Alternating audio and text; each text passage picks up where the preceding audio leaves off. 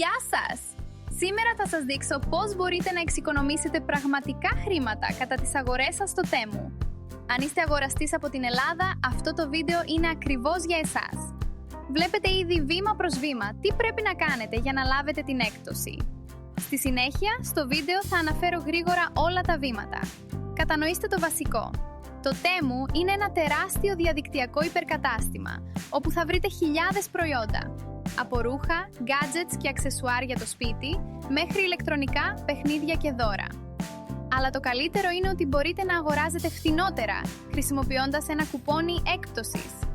Ο κωδικός έκπτωσης που βλέπετε τώρα στην οθόνη ισχύει για όλους τους αγοραστές από την Ελλάδα και σας προσφέρει επιπλέον έκπτωση στην πρώτη σας παραγγελία.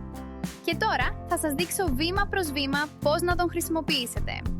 Επιλέξτε τα προϊόντα που θέλετε να αγοράσετε στην εφαρμογή ή στον ιστότοπο του Temu. Μεταβείτε στο καλάθι και ελέγξτε αν όλα είναι σωστά. Πατήστε «Ολοκλήρωση παραγγελίας» για να προχωρήσετε στην πληρωμή. Στο πεδίο για τον κωδικό έκπτωσης, εισαγάγετε το κουπόνι που βλέπετε στην οθόνη ή θα βρείτε στην περιγραφή κάτω από το βίντεο. Πατήστε για να ενεργοποιήσετε την έκπτωση. Και έτοιμο! Οι αγορές σας θα γίνουν αμέσως φθηνότερες. Είναι πραγματικά απλό και θα δείτε αμέσως την εξοικονόμηση. Μην ξεχάσετε να χρησιμοποιήσετε αυτό το κουπόνι, καθώς ισχύει μόνο για περιορισμένο χρονικό διάστημα. Σας εύχομαι επιτυχημένες και συμφέρουσες αγορές στο Temu!